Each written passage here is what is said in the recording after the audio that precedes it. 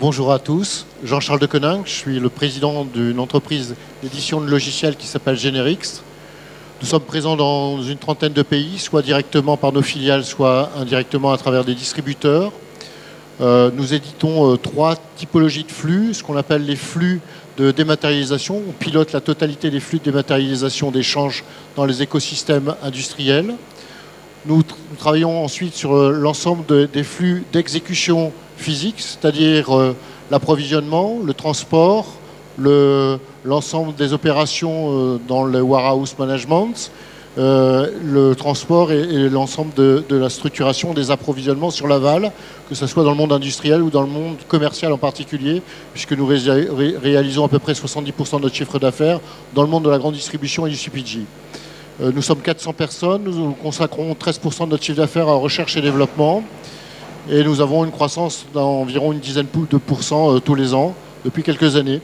Voilà, nous sommes localisés sur principalement la France, l'Amérique du Sud, l'Europe et Asie-Pacifique. C'est ça. Europe, quand tu dis Europe, c'est l'Europe, l'Union européenne ou c'est l'Union européenne, avec un peu plus large les pays dits Europe de l'Est, et puis une filiale en Russie depuis quelques années. La particularité que nous avons, c'est que l'ensemble de nos solutions sont aujourd'hui accessibles uniquement en mode d'usage sur des éléments qui sont des éléments de consommation d'usage sur des unités d'œuvre qui sont des unités d'œuvre métiers et non pas du tout système d'information. D'accord. Jean-Charles, est-ce que tu veux réagir sur ces propos un peu décoiffants initialement d'une supply chain d'un préalable sur la supply chain qui mérite de réflexion? Je pense que, nous pensons que la supply chain, c'est la réalisation de la promesse commerciale aujourd'hui. On a beau dire ce qu'on veut, il y a quelque temps, la stratégie c'était l'offre. Et puis de l'offre, on est passé à l'achat, entre autres dans le monde de la grande distribution et de la distribution, en essayant, au moment de l'achat, de structurer les conditions qu'on appelait logistiques. Aujourd'hui, la problématique, c'est qu'il faut aujourd'hui allier la commande au delivery. Et donc, celui qui dirige tout aujourd'hui, le patron de l'entreprise, est devenu le client. Et une bonne fois pour toutes, le client a repris sa position vraiment centrale dans l'entreprise. Et donc, je pense qu'aujourd'hui, cette problématique de e-commerce, ce n'est pas une problématique de e-commerce, c'est une problématique de commerce. Global. Parce qu'il n'y a plus de e-commerce ou de commerce, il y a le commerce en général qui va utiliser différentes typologies de canaux. Et ces canaux, aujourd'hui, ce qu'on appelle pompeusement l'omnicanal, le cross-canal, etc., c'est la capacité qu'on a donnée à l'ensemble des consommateurs, mais aussi des industriels, la possibilité de piloter son propre flux quand j'en ai envie, où j'en ai envie, avec les moyens que j'ai aujourd'hui à ma disposition. Et donc on est passé dans un commerce de manière instantanée. Oui. On traite des problématiques d'instantanéité. Sans distance. Sans distance. Oui. Donc la supply chain est en train de vivre aujourd'hui à travers cette reconfiguration de notre société de consommation, de conception, de réalisation. Elle est en train de vivre sa révolution digitale, tout simplement. Et la révolution digitale, c'est plusieurs choses. Pour moi, c'est la digitalisation des ventes, c'est la digitalisation de la supply chain, et puis bien évidemment, pour gérer tout ça, c'est la digitalisation de l'information qui va pouvoir permettre d'opérer la totalité de ces deux autres flux. Donc que la supply chain soit aujourd'hui stratégique, elle est même plus que stratégique, elle est au cœur de l'entreprise. Parce qu'avoir des produits à vendre, les meilleurs possibles, c'est une chose. Avoir les belles promesses commerciales, c'en est une autre. Pouvoir la délivrer, c'est essentiel. Parce que c'est ça qui va être générateur derrière du chiffre d'affaires et de la marge. Donc la supply chain est au cœur, on en a bien conscience, ou du moins elle peut l'être, elle peut le devenir.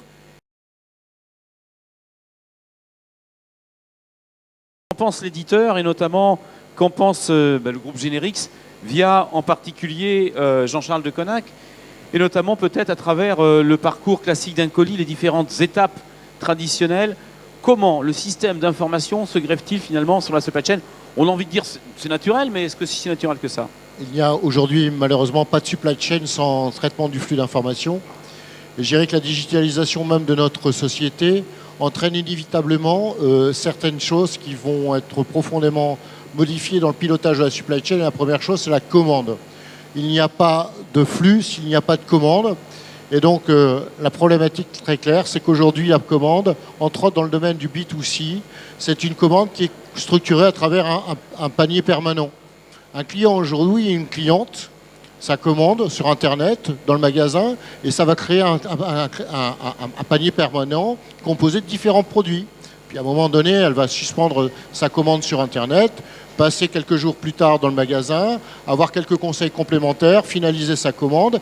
Et ça, cette commande, elle va être composée de plusieurs produits. Et ces produits, elle va demander d'être délivrée de ces produits de manière différente. Les prendre en magasin, se les faire livrer chez elle, sur un point de commande qui est à proximité de chez elle ou de son lieu de travail, ou éventuellement, derrière, de pouvoir avoir la livraison de ces produits parce que c'est un cadeau chez des amis. Bien, eh bien, on a aujourd'hui l'explosion complète, la digitalisation complète du panier d'achat. Le panier d'achat n'existe plus. Le panier d'achat existe au moment de la transaction, il est complètement explosé au moment du delivery. Et donc, il faut pouvoir piloter la totalité de la problématique qui est celle-là. La première chose qui est importante, c'est que, au niveau crucial, c'est de pouvoir définir, au moment où le client ou la cliente va passer sa commande, connaître une chose qui est essentielle, la disposition du produit. Le produit était disponible ou les produits sont-ils disponibles, non seulement chez moi, dans mes stocks, dans les stocks de mes magasins. Il faut donc que je puisse avoir une vision de mes stocks, mais de mes stocks magasins, de manière en temps réel, puisque le système d'information qu'on aborde aujourd'hui n'est plus un système batch, mais bien un système temps réel, puisqu'on travaille en temps réel avec la relation client. Et puis la deuxième chose, c'est de voir aussi le stock que mes fournisseurs ont en ligne aussi, qu'il est nécessaire aujourd'hui d'avoir pour pouvoir ensuite trouver la solution pour ensuite trouver la constitution même du colis ou des propositions.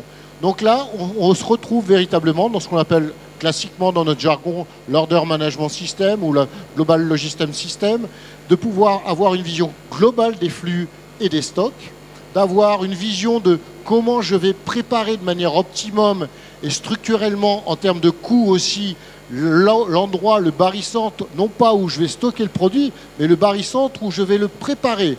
On trouve bien une transformation avant dans le monde de la logistique, on parlait de barycentre d'entreposage.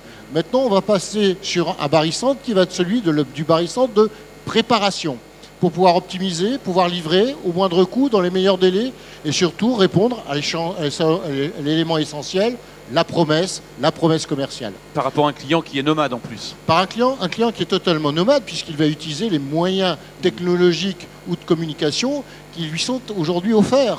Donc on est aussi dans un monde qui est un monde en réseau et dans un monde où la transparence existe, où la communauté existe. Et qui dit la communauté dit la transparence de l'information dans toutes ses composantes.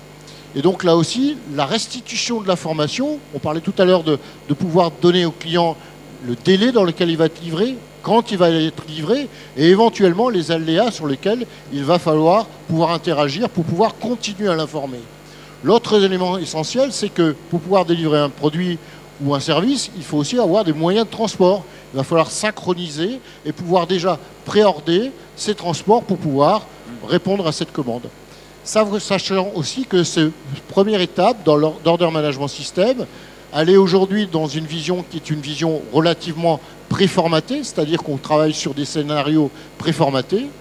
Dans un temps relativement proche, nous allons devoir offrir à l'ensemble de nos solutions et nos clients la possibilité, au moment où la transaction se fait avec le client, de calculer en temps réel le meilleur moment pour pouvoir délivrer, donc d'accompagner et de pousser la promesse client en fonction de la disponibilité et la capacité de la chaîne à répondre à un délai ou à une possibilité d'offrir les différents éclatements de produits dont je parlais tout à l'heure. Ça, c'est le premier point. Le deuxième point derrière, une fois qu'on a traité la problématique de la prise de commande, qu'on en a informé l'ensemble des collectifs, entre autres magasins, et d'avoir une vision complète des stocks, il va falloir préparer ça. Et donc, qui dit préparer, dit informer, dit essayer de traiter de manière le plus optimum possible avec des moyens qui sont là aussi complètement différents en fonction des volumes, en fonction de la constitution du colis, si c'est un colis pondéré ou pas.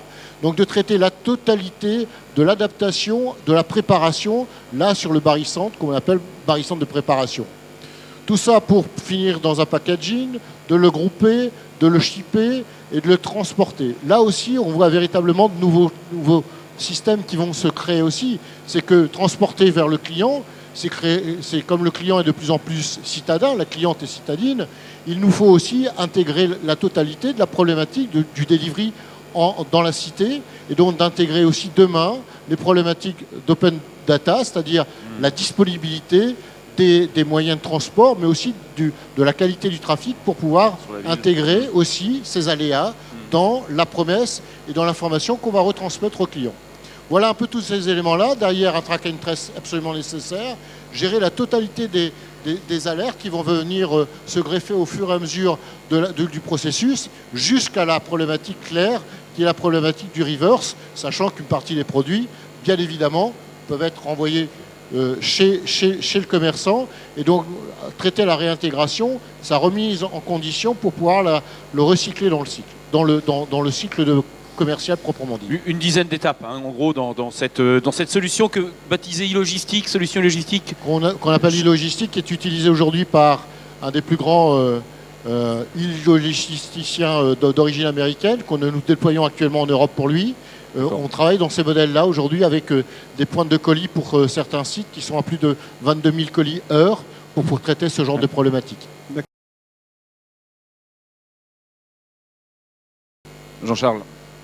Oui, alors, vu du système d'information, puisqu'on parlait de cathédrales, il y a aussi des fois les cathédrales qui ont été construites en système d'information. Je pense que dans la logistique et dans le monde de la supply chain, on a 3 flux fixes, on a 3 coûts fixes. Tout d'abord, les entrepôts, la structure proprement dit physique du traitement. Derrière, on a le système d'information, souvent, il est encore pour beaucoup. Pas pour chez Générix, je vous expliquerai pourquoi. Et la troisième chose, c'est les coûts du personnel, puisque qu'on le veuille ou non, c'est quand même des coûts fixes qu'il faut intégrer véritablement. Je pense que les problématiques dites d'automatisation et autres, comme disait un célèbre russe, la vérité d'aujourd'hui sera le mensonge de demain.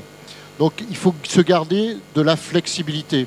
Et je partage complètement le point de vue d'Yann, c'est qu'aujourd'hui, prévoir la modification du packaging des produits, l'évolution du typologie de produits qu'on va vendre, des nouvelles offres qu'on va construire, c'est excessivement difficile. On est dans un monde où il faut réagir très vite dans l'offre commerciale, donc obligatoirement dans la supply chain, puisqu'elle n'est que le pendant que de l'offre qu'on va construire.